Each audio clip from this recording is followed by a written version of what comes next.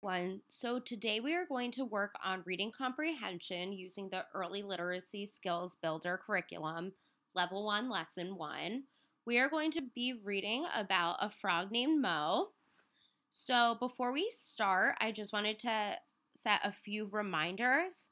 So something that I'm going to be doing during reading comprehension is I'm going to make sure that I ask the questions immediately after that part of the story.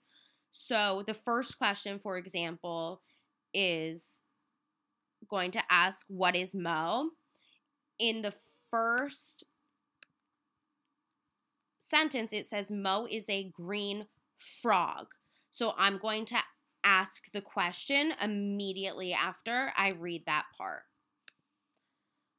You can also use the pictures in the story to help the child to answer the question. So you can see that there are visuals, pictures that show like friend, these are friends. And you can guide your child to make sure that they are looking at the pictures during the story. You also want to make sure that you pause and give your child enough time to answer the question. So immediately after asking the questions, I would pause and count in your head up to 5 to 10 seconds, depending on where your child is. Your child may need longer to answer the question as well, but you're going to pause before jumping in and providing some more support. You can also reread the sentence again, asking the question. So if the question is Mo, what is Mo? And it says Mo is a green frog, then you ask the question, then you want to reread the sentence again before supporting your child even more and showing them what the answer is. All right, so I'm going to start reading, and this is a reminder, you can use this reading comprehension. Your child can do it along with me as I am doing this lesson.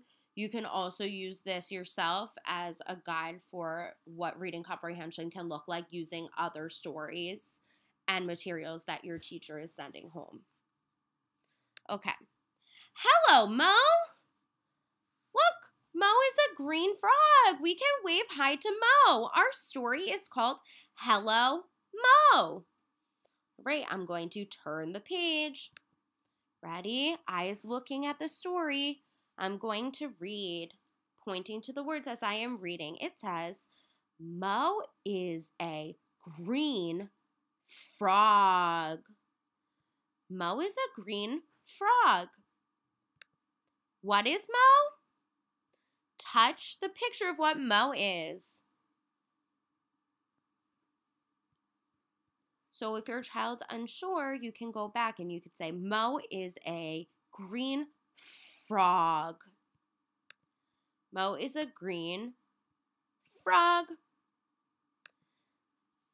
If your child needs more support, you can model by pointing to the frog yourself and then having your child point.